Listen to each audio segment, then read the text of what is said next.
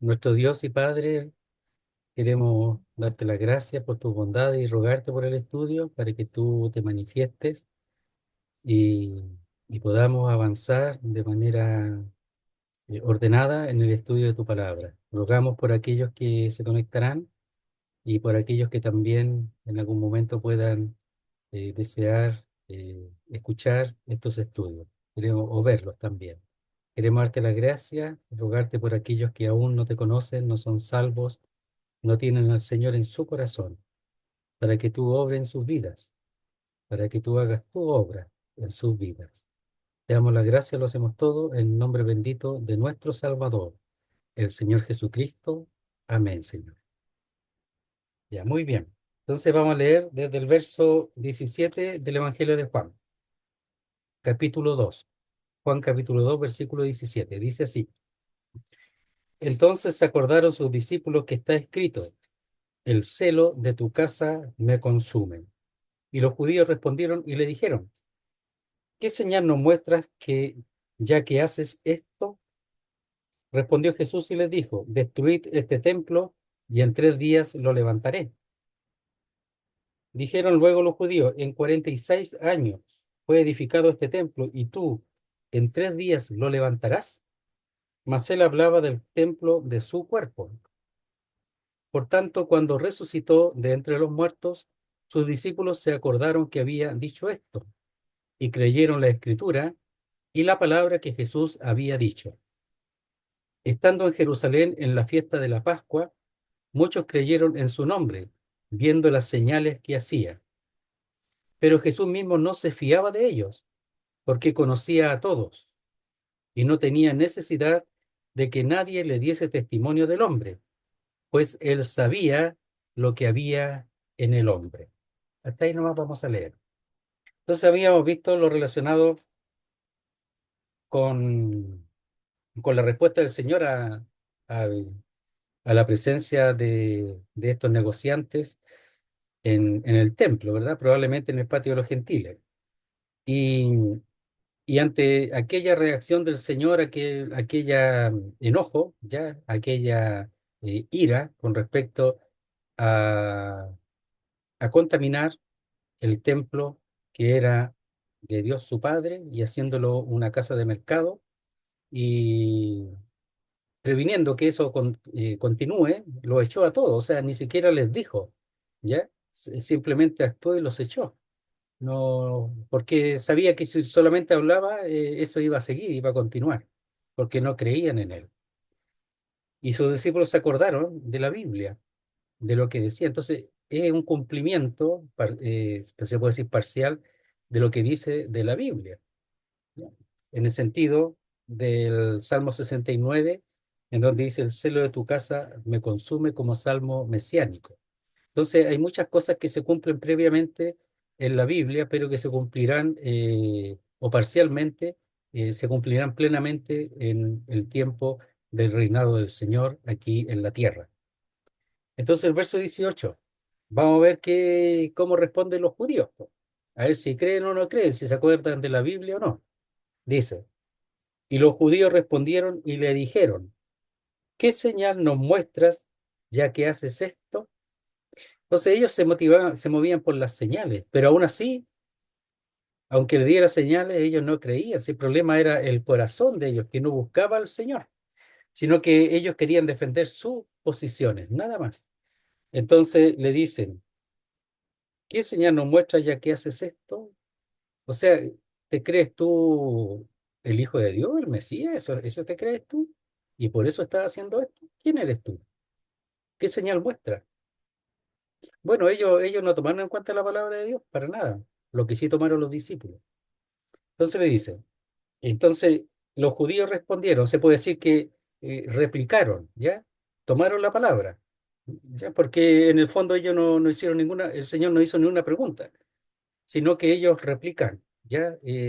Ante este hecho y toman la palabra y le dicen: ¿qué señal nos muestras ya que haces esto? Ya veamos, dice: los judíos tendrían interés en aquel comercio, y habrían sido afectados económicamente, si les dolía eso, pero por lo económico, no por la santidad o la pureza del templo, y además por haber sido sobrepasada su autoridad. Por eso dice, ¿qué señal o qué señal nos muestra o qué autoridad muestra que haces esto? Porque ellos se tomaron la Biblia para sí y se creen ellos la autoridad de controlar todo. Y dice, y además por haber sido sobrepasada su autoridad y supervisión, que se la tomaron ellos solos. La palabra no es para eso, para tener autoridad, sino la palabra es para guardarla y darla a conocer a los demás. El Señor había quebrantado todos los principios establecidos. Al menos un buen número pertenecería al Sanedrín. Entonces, según ellos, el Señor había sobrepasado la autoridad de ellos. Tenía que el Señor ir, según ellos, ir a preguntarle a ellos qué pasa, por qué está eso allí. Eso pensaban ellos, a lo mejor más de alguno lo hizo. Entonces pensaba que el Señor tenía que ir para allá y preguntarle a ellos. Y muchos de ellos seguramente eran de los que hacían juicio en el Sanedrín, que se supone era un lugar de justicia. Entonces, toda esta gente que parece noble, piadosa, dentro de ella, en realidad tiene otro interés, como ellos. Entonces, el asunto es que el Señor, la gran diferencia de nosotros con el Señor, como vamos a leer más adelante, es que Él conoce el corazón de todas las personas. Sabe lo que tú piensas, sabe lo que tú haces, sabe todas las cosas. Y nadie tiene que decirle o contarle al Señor lo que hay en el corazón tuyo o en el mío, el Señor lo sabe. Entonces, ellos ahora, había un grupo de los judíos que seguramente que tomaban el lugar de guardias, eran vigilantes, eran guardias. Miren, dice así, las hostiles autoridades judías, posiblemente la guardia del templo, ¿ya? Escribas, sacerdotes, piden ahora explicación al Señor por su drástica acción, con autoridad, pues, ¿ya? Así. Si se había atribuido el derecho de actuar como reformador, ahora tenía que demostrar la autoridad que poseía para hacerlo. Ya, bien, miren, veamos un poquito en Malaquías, capítulo 3, el último libro del Antiguo Testamento. Malaquías, el capítulo 3. Vamos a ver qué dice.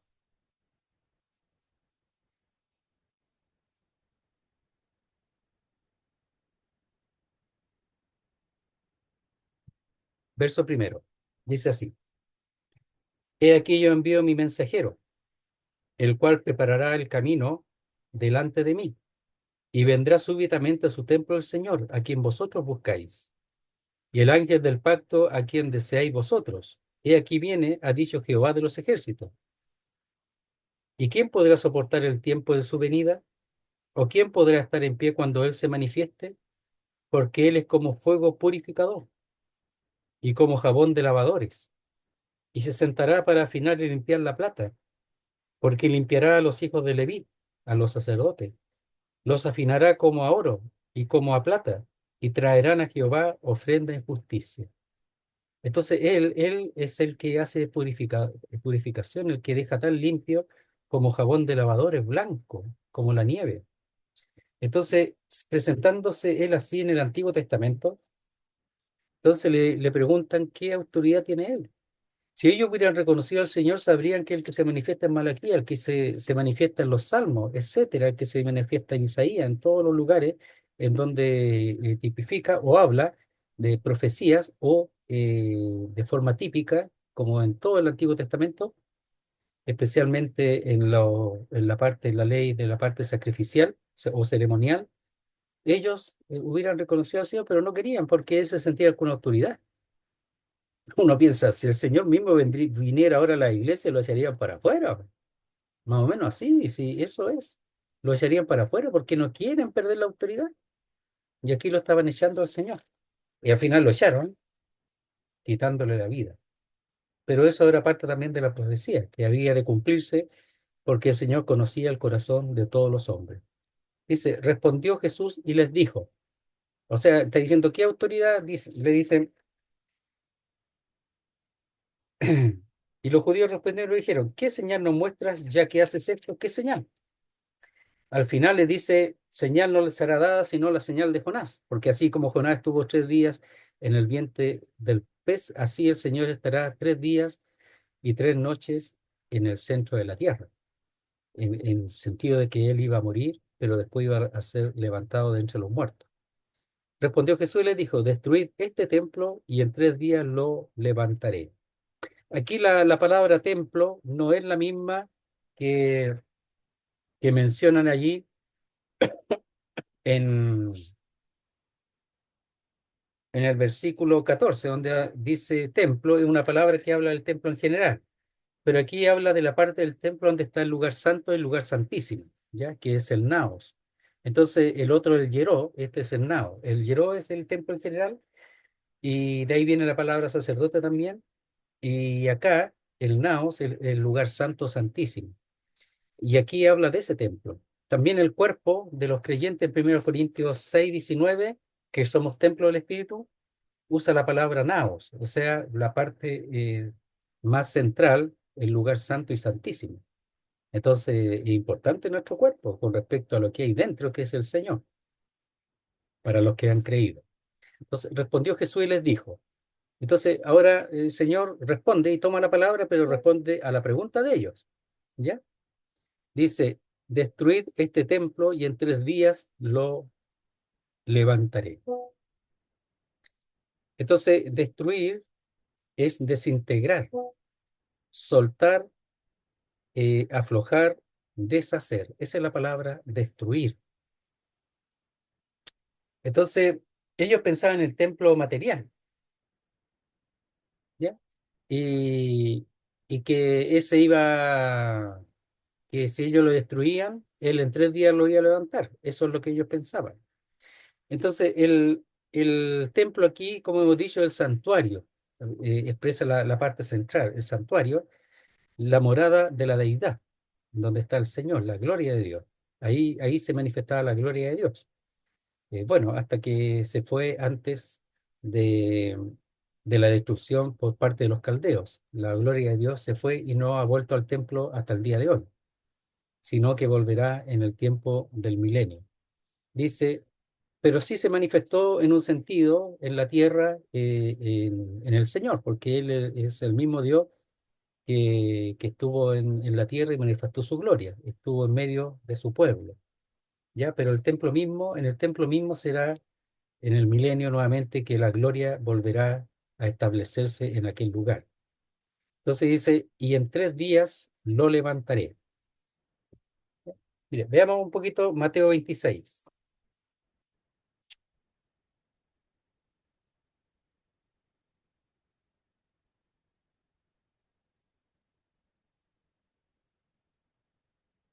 Aquí está cuando acusan al Señor y usan este tema, ¿ya? Y lo usan medio manejado, pero dicen verdades, dentro de la mentira dicen verdades.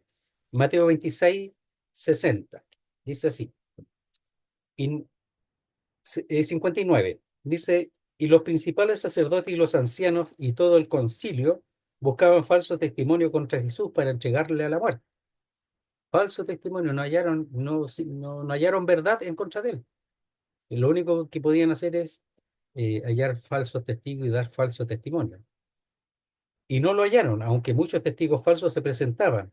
Pero al fin vinieron dos testigos falsos que dijeron, este dijo, puedo derribar el templo de Dios y en 3 días reedificarlo. ¿Dijo eso? Sí, pero él no dijo exactamente eso. Dijo, este templo. ¿Ya? Por supuesto, era el templo de Dios, pero ellos, al mencionar esto que dijo el Señor, todavía creían que era el templo material, el templo, el edificio.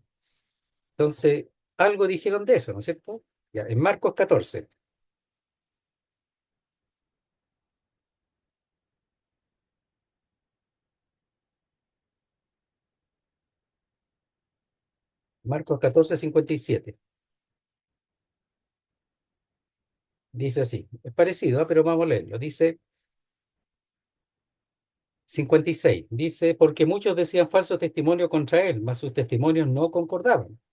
Entonces, levantándose uno, dieron falso testimonio contra él, diciendo, nosotros le hemos oído decir, yo derribaré este templo hecho a mano y en 3 días edificaré otro hecho sin mano. Y le agregaron, ¿no es cierto? Pero en el fondo, lo que él dice, lo que ellos dijeron, está la esencia de lo que el Señor dijo. Dijo, nosotros hemos oído decir, yo derribaré este templo hecho a mano y en 3 días edificaré otro hecho sin mano. ¿Ya? Entonces, en el fondo, están diciendo una verdad que el Señor, y la profundizaron, porque el templo, el edificio fue hecho a mano y el de él iba a ser hecho sin mano, pero aún así ellos entendían un edificio, no de la resurrección de su cuerpo. Dice, y en 3 días lo levantaré. En 3 días lo levantaré, que son los 3 días entre la muerte y la resurrección. Entonces, entendiendo los judíos en ese momento, y después también, y aún los discípulos no entendían esa parte todavía, dice, dijeron luego los judíos, en 46 años fue edificado este templo y tú en 3 días lo levantarás. Hay un asunto que, ¿cómo se puede decir? Que se llama machal entre los judíos, que es una sentencia velada. Podemos decir es como un enigma, ¿ya? Entonces, este uso que hace el Señor es como un enigma, algo así, ¿ya? Que es una sentencia que es velada. Cuando dice, destruí este templo, en 3 días lo levantaré. Entonces, pues se está hablando de, él está purificando el templo ese, el templo, la construcción. Entonces le dice, destruid este templo y en 3 días lo levantaré. Y esa es la señal que ellos están pensando que el Señor va a hacer, el templo material, el edificio. Pero él está hablando de otra cosa y esa va a ser la señal que le va a dar. Y esa señal tiene que ver con su propio cuerpo. ¿Ya? Y eso se usa para el Señor revelar cosas, un poco revelar cosas de manera velada, ¿ya? Le llaman machal. Dicen, dijeron luego los judíos, en 46 años fue edificado este templo y tú en 3 días lo levantarás. Tenía lógica lo que ellos están diciendo. El asunto es que ellos no ven más allá. Mire, el error de ellos fue haber pedido señal en vez de haber creído la palabra de Dios como los discípulos lo mencionan. Tenían que haber creído la palabra de Dios, que él no podía llegar a hacer eso sin autoridad. Y cuando lo menciona la casa de mi padre, tenían que haber ellos considerado eso, pero no lo quieren hacer. Entonces el Señor aquí le da una señal velada o le expresa un enigma para que ellos lo resuelvan po, de alguna manera. Ni siquiera los discípulos lo resolvieron de inmediato. Entonces dice, en 46 años fue edificado este templo. En realidad, el templo estaba en construcción, todavía faltaban detalles. ¿Ya? Leamos un poquito. Dice, las obras de edificación del templo comenzaron en el 18 año del reinado de Herodes, ¿ya? En el año 18 de Herodes, en cuanto a su gobierno. Lo que sería el año 19 o 20 antes de Cristo, más o menos. ¿Ya? Entonces, si sacamos cuenta, él comenzó su reinado el año 37 antes de Cristo.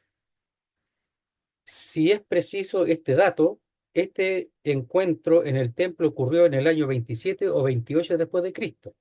Incluso después de la muerte del Señor siguieron las obras, dándose por concluidas sobre el año 63 después de Cristo.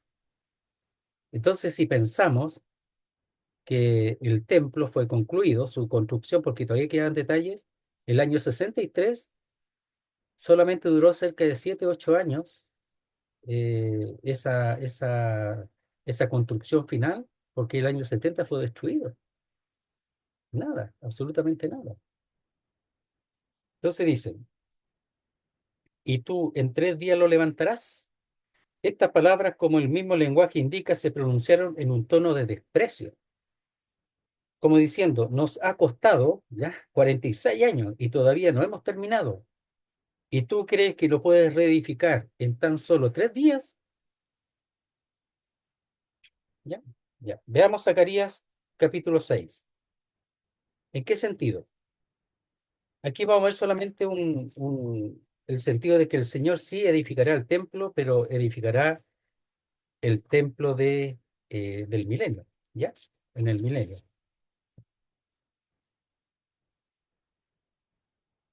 verso 12 del capítulo 6 de Zacarías.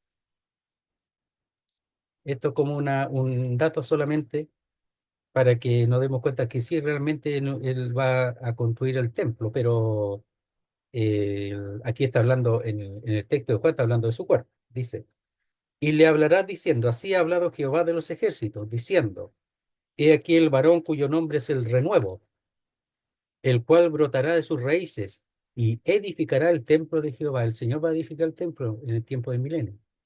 Él edificará el templo de Jehová y él llevará gloria y se sentará y dominará en su trono y habrá sacerdote a su lado y consejo de paz habrá entre ambos.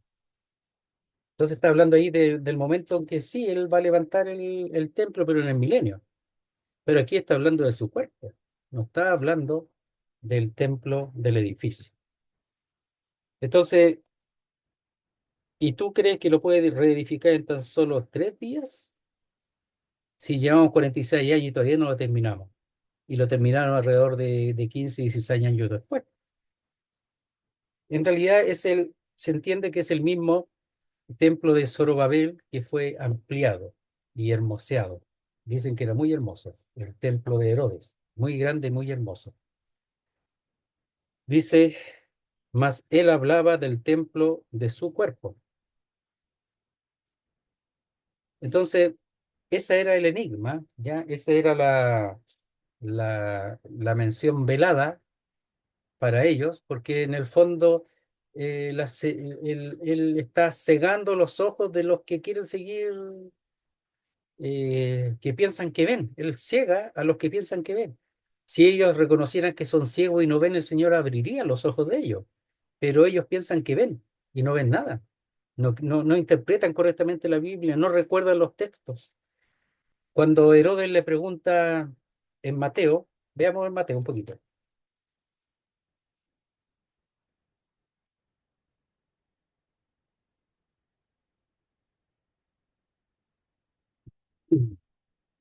Dice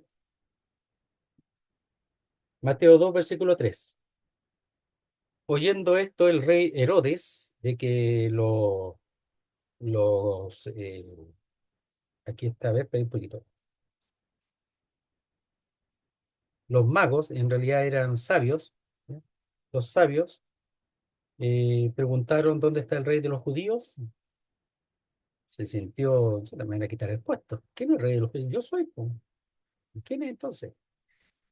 Oyendo esto, el rey Herodes se turbó y toda Jerusalén con él, porque dice el rey de Israel que ha nacido, o sea, nació ahora, po, no era él, po, era otro. Y convocado todos los principales sacerdotes y los escribas del pueblo, le preguntó dónde había de nacer el Cristo. Y aquí sí sabían. Ellos le dijeron Belén de Judea, porque así está escrito por el profeta. Y tú, Belén de la tierra de Judá, no eres la más pequeña entre los príncipes de Judá, porque de ti saldrá un guiador que apacentará a mi pueblo Israel.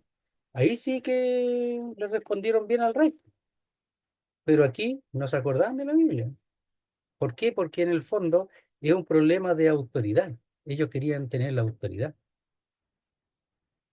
Dice, mas él hablaba del templo de su cuerpo, el Señor. Y nuevamente habla del templo de la parte del santuario, ¿ya? Del lugar santo y santísimo.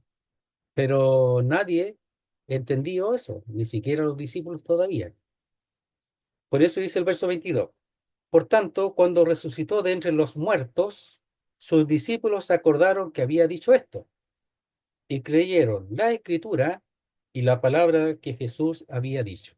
Entonces ellos habían entendido, habían escrituras que no entendían bien. Y ahora, cuando el Señor resucitó después, porque el escrito de Juan fue escrito entre el año 80 y 90, dicen, más o menos, entonces el hecho de la resurrección del Señor ya había acontecido, entonces él está contando las cosas que vio. Y cuando resucitó el Señor, entonces se acordaron de lo que él dijo, pero además confirmaron la escritura del Antiguo Testamento. Entonces dice, se acordaron, veamos qué significa eso. Hacer recordar, o sea, es pasivo. ¿En qué sentido? En que cuando aconteció eso, Eso les hizo recordar, el hecho de la resurrección les hizo recordar lo que el Señor había dicho. Las palabras de Jesús tienen un alcance mucho mayor que el simple hecho de traerlas a la memoria, sino que les da el alcance divino por el que fueron dichas. ¿En qué sentido? Bueno, es profecía cumplida. Así entienden que Jesús no estaba refiriéndose con ella al templo material, sino al cuerpo suyo. Entonces, todo lo que el Señor decía era verdad. Creyeron en Él porque en el fondo se cumple lo que Él ha profetizado allí. De hecho, estaba profetizado de antes, pero lo que Él dijo ahí se cumplió y se acordaron, porque creyeron que realmente había resucitado, porque se presentó delante de ellos. Al final de Juan aparece. Entonces, por tanto, cuando resucitó de entre los muertos, sus discípulos, ellos nomás creyeron, se acordaron que había dicho esto. ¿Y lo otro? ¿Qué pasó con lo otro? Lo único que hicieron fue intentar cubrir el hecho que él había resucitado y, y integraron o ingresaron la mentira en el pueblo de que su pueblo, de que su cuerpo había sido robado por sus discípulos. Lo único que hicieron es mentir y mentir y no quisieron de ninguna manera reconocer. Corazones duros, corazones religiosos que toman las cosas de Dios para ellos, para sus propósitos, sus fines. Pero así también serán juzgados por el mismo Señor, tristemente. Y así hay muchos ahora que están en medio del pueblo de Dios y delante del pueblo de Dios que no son del Señor. Y estoy hablando en general, del cristianismo en general, que ellos se han robado algo que no es de Dios, que no es de ellos, sino de Dios. Y lo tienen, eso, la piedad la tienen como fuente de ganancia, para ganar y tener. Son terrenales, solamente piensa en lo terrenal, no en lo celestial, no está pensando en el hogar celestial como hemos visto ahí en Filipenses, sino ellos piensan en lo temporal solamente, nada más. No piensan en el cielo, que hay un hogar en el cielo, en donde estarán todos los que han creído en Él, en el Señor. Entonces, por tanto, cuando resucitó de entre los muertos, sus discípulos se acordaron que había dicho esto en los versículos anteriores. Y creyeron la escritura y la palabra de Jesús. Primero creyeron la palabra de Jesús porque creyeron lo que el Señor había dicho en ese momento a los judíos. ¿Ya? En el sentido de que destruir este templo y en 3 días lo levantaré. Y la Biblia expresa que él mismo también sería quien levantaría su cuerpo. Mire, la escritura, toda la escritura o los pasajes que tienen que ver con su resurrección. Veamos en Salmo algunos textos que ellos se acordarían. Salmo 16:10. Los Salmos 16:10.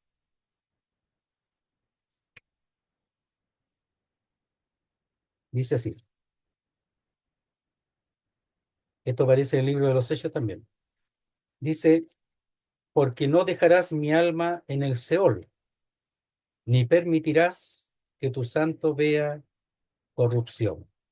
Me mostrarás la senda de la vida y en tu presencia hay plenitud de gozo, delicia a tu diestra para siempre. Habla de la resurrección. Primero, que no dejaría su alma en el Seol o en el Hades, como dice el Nuevo Testamento, ni permitirás que tu santo vea corrupción. La corrupción, según los judíos, ocurría del cuarto día en adelante. Lázaro, capítulo 11 de aquí, llevaba 4 días y su cuerpo ya estaba corrompiéndose, ya había corrupción en su cuerpo. Por eso María dice, hiede ya, porque está diciendo que ya pasó los 3 días. Entonces el Señor al tercer día fue resucitado para no ver corrupción. El Isaías 53, 11 y 12. Dice así, verá el fruto de la aflicción de su alma y quedará satisfecho. Por su conocimiento justificará a mi siervo justo a muchos, es decir, por conocerle a él justificaría a muchos y llevará las iniquidades de ellos. Por tanto, yo le daré parte con los grandes y con los fuertes repartirá despojos, por cuanto derramó su vida hasta la muerte, como expresa en el versículo 7 y 8. Y fue contado con los pecadores, habiendo él llevado el pecado de muchos y orado por los transgresores. Veamos en Lucas 24:27. Lucas 24:27. Dice así. Está expresando que de él hablaba la Biblia en el Antiguo Testamento. Dice, verso 26, leamos. Lucas 24:26. ¿No era necesario que el Cristo padeciera estas cosas y que entrara en su gloria? Y comenzando desde Moisés y siguiendo por todos los profetas, le declaraba en todas las escrituras lo que de él decían.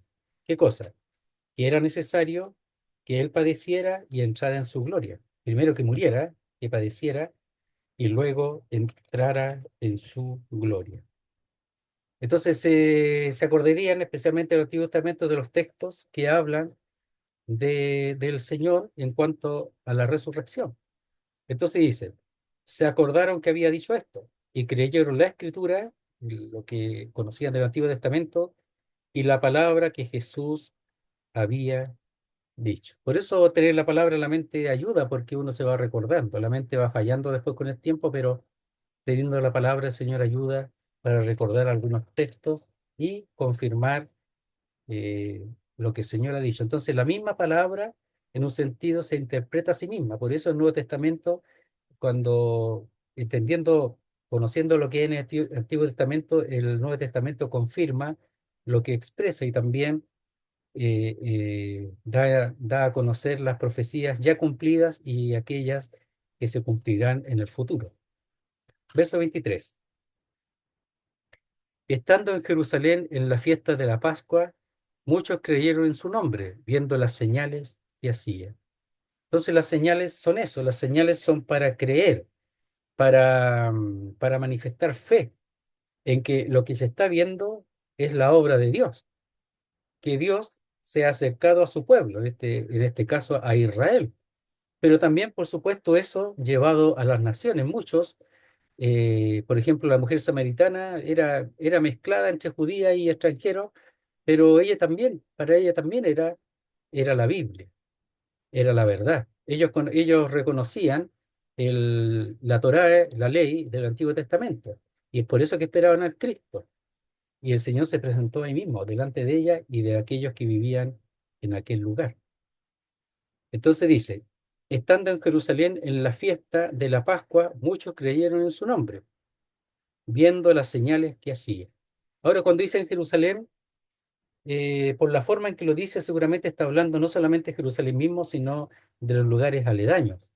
Entonces podemos ver, dice, tal vez Juan se refería a todo el entorno de la ciudad, porque dice en las Jerusalén, o las que están en Jerusalén, más o menos así, los lugares. Tal vez Juan se refería a todo el entorno de la ciudad, que incluía la ciudad misma. Generalmente el Señor paraba en Betania, donde estaba Lázaro, Marta y María, que eran amigos. Cuando iba a Jerusalén estaba muy cerca. Por consiguiente, las señales que hacía se producían en el área de la ciudad. Entonces, estando en Jerusalén, estaba en la fiesta, pero en toda esa semana se mantenía en el área de la ciudad. Muchos creyeron en su nombre, muchos creyeron, viendo las señales que hacía. ¿Pero qué creían? ¿Cómo era esa fe? ¿Ya? Entonces, dicen, creyeron porque habían visto las señales, pero no llega a ser en todos los casos una fe profunda. O sea, creyeron eso, creyeron que esas señales tenían una función, pero no en todos los casos llegaba a ser una fe real. Entonces yo puedo creer muchas cosas del Señor, hay personas que entienden muchas cosas del Señor, pero nunca han creído. Incluso algunas cosas las dudan, pero hay otras cosas que sí la entienden bien. Dice, es tan solo un primer sentimiento de atracción por el Señor, dice un autor. O sea, es una atracción, pero no es la fe real. Todavía no. Dice, veamos lo que dice Lutero en cuanto a esta fe. Mire cómo le llama. Dice, en este caso Lutero le llama una fe de leche, así le llama. Es decir, una fe joven de un entusiasmo tal que cree y se entrega de forma inmediata, pero que con la misma rapidez desaparece cuando algo desagradable ocurre. Se parece a la parábola de la semilla, ¿ya? Que algunos Algunos caen entre los matorrales, ¿verdad? Entre los espinos y creen algo, pero la atracción de este mundo se los lleva. Entonces, en el fondo, es una fe como débil, pero que es un comienzo, pero que tiene que ser fortalecida y establecida, y como leíamos, llegar a esa fe a fortalecerse y llegar a establecerse de forma más profunda. Entonces leemos de nuevo lo que dice Lutero. En este caso, Lutero la llama una fe de leche, es decir, una fe joven, de un entusiasmo tal que cree y se entrega de forma inmediata, pero que con la misma rapidez desaparece cuando algo desagradable ocurre, en su exterior o donde sea, o simplemente eso se va diluyendo con el tiempo. Entonces hay muchos que dicen que creen, pero no son del Señor. ¿Por qué? Porque no han creído de veras, de corazón, profundamente, de tal manera de echarse en el Señor y no confiar en nada más. Dice, estando en Jerusalén en la fiesta de la Pascua, muchos creyeron en su nombre, viendo las señales que hacía. Entonces ellos sí contemplaban, le ponían atención a las señales. Por eso hubieron mucho más señales que las 7 que presenta de manera más escogida. Entonces, dice verso 24, pero Jesús mismo no se fiaba de ellos, porque conocía a todos. Entonces la palabra aquí, se fiaba, es la misma palabra creer. Entonces, el mismo Señor no creía en la fe de ellos, o sea, no creía en ellos, en lo que ellos decían. No creía el mismo Señor. ¿Por qué? Dice, pero Jesús mismo no se fiaba de ellos porque conocía a todos, los conocía profundamente. Conocía su corazón, lo que pensaba, lo que sentían, qué tipo de fe tenía. Entonces, dice, como Jesús conocía el corazón de las personas, no puso su confianza en ninguna de ellas, en ninguna de ellas. No confiaba en ellas. O sea, muchos creyeron, y tal vez todos, o la mayoría, o podría haber algunos, cuando se menciona después a Nicodemo, que sabía, porque habla en plural, algún grupo que habría creído, ¿ya? Pero no profundamente, pero sí estaban interesados en entender bien. Entonces, cuando dice, pero Jesús mismo, se puede decir, esto está primero, aparece primero él mismo aparece primero en la oración y siempre en el griego en lo que enfatiza o lo que quiere enfatizar lo ponen al principio o al final, o a veces al medio, ¿ya? Pero al principio o al final.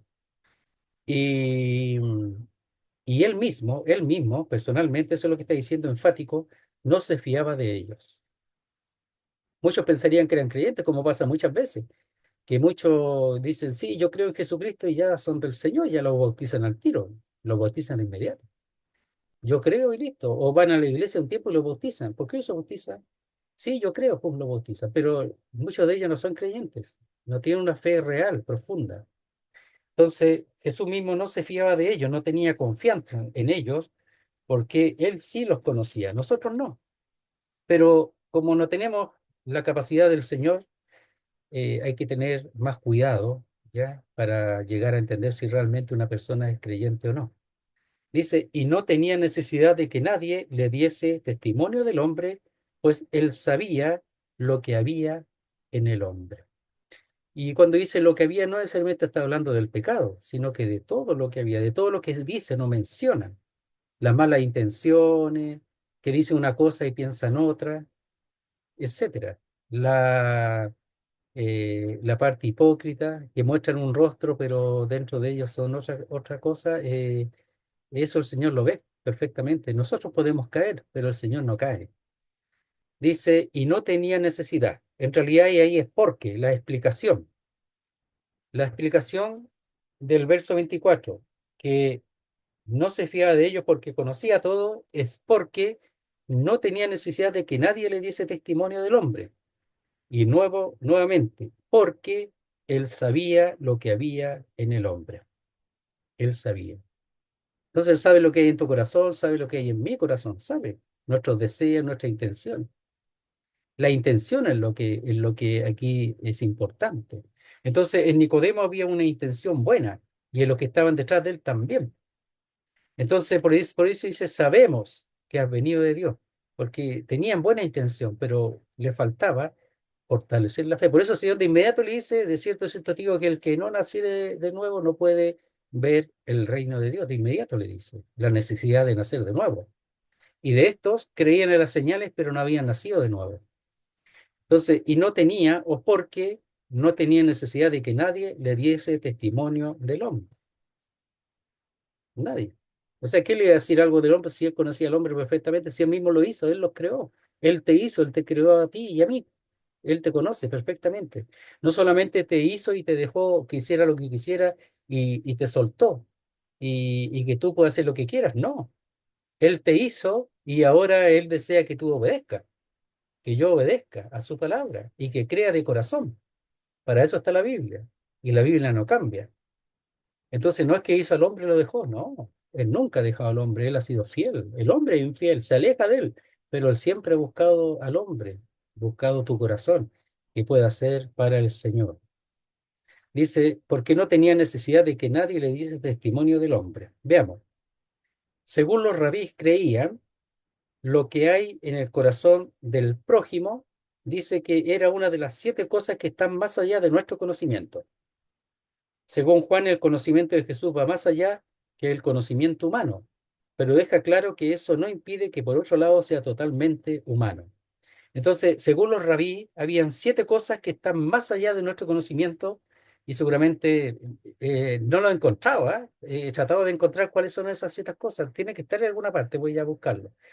Pero de esas 7, una es que lo que hay en el corazón del prójimo, eso no se puede, el hombre no lo puede saber, pero el Señor sí, po. Y seguramente si conoce esa, las otras 6 también, que el hombre no puede saberla.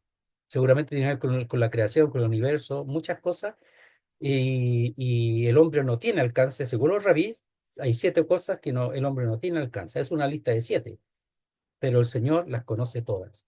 Entonces lo leemos de nuevo.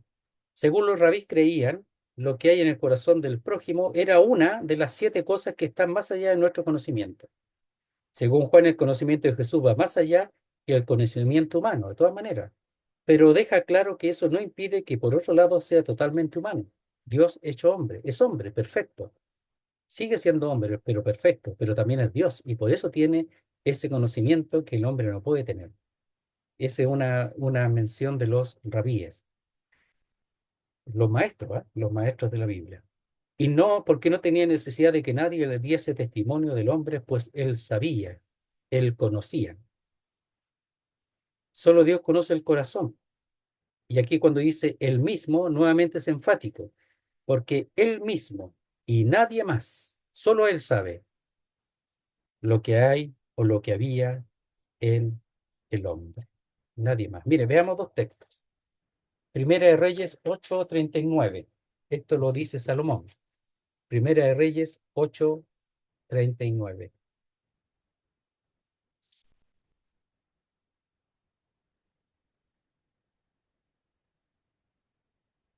Dice, tú oirás en los cielos, en el lugar de tu morada, y perdonarás y actuarás, y darás a cada uno conforme a sus caminos, cuyo corazón tú conoces de los hombres, cada uno, porque solo tú conoces el corazón de todos los hijos de los hombres. Miren, ya Salomón tenía, el sabio hombre este, ya sabía, entendía eso. Cuyo corazón tú conoces, porque solo tú conoces el corazón de todos los hijos de los hombres. Primera de Reyes 8:39. Primera de Samuel 16:7. Está antes. Primera de Samuel 16:7. Veamos lo que dice. Dice, y Jehová respondió a Samuel, no mires a su parecer, ni a lo grande de su estatura, porque yo lo desecho, porque Jehová no mira lo que mira el hombre, pues el hombre mira lo que está delante de sus ojos, no puede mirar más tampoco, pero Jehová mira el corazón. Y lo último, Salmos 33:15. Y el último que vamos a ver, dice así. Él formó el corazón de todos ellos, El hombre no se da cuenta que el Señor formó todo. El corazón es un músculo, ¿verdad? Es un músculo físico. Pero la Biblia enseña que en el corazón está la voluntad, los deseos, las intenciones de los hombres. Ahí se guardan.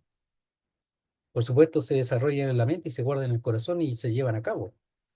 Él formó el corazón de todos ellos. Atento está a todas sus obras. Qué maravilla, qué grande es entender que el Señor conoce el corazón de cada uno de los hombres y conoce todo y conoce muchas cosas antes que nosotros las pensemos y las hagamos. Entonces, ¿ante quién estamos? Él es Dios hecho hombre. Fue hecho hombre para poder tomar nuestro lugar, para ser nuestro representante, el Hijo del Hombre. Pero Él es Dios, perfectamente Dios, no dejó ninguna de sus cualidades o de sus atributos divinos. Los tiene perfectamente y lo demuestra aquí, porque Él sabía lo que había en el hombre, en el corazón de cada uno de los hombres. Todo. No lo podemos entender, pero si creemos la Biblia, es así, porque Él es Dios y nos hizo. Y Él creó el corazón del hombre y sabe lo que hay en esos corazones. Muy bien, terminamos capítulo 2 de Juan. Vamos a orar al Señor. Padre, queremos darte las gracias nuevamente por tu palabra, darte las gracias por tus bondades. Queremos rogarte para que podamos aprender de tu Hijo, el Hijo de Dios, cómo manifiesta aquí su deidad, cómo manifiesta aquí también su amor, cómo manifiesta su deseo de que lo conozcan, pero muchos no quieren conocerlo. Pero te damos las gracias por lo que veremos en el capítulo 3 en adelante, donde un hombre, habiendo detrás otros hombres, en este caso Nicodemo y los demás, que se interesan y han respondido a aquellas señales. Queremos darte las gracias, que en tus manos.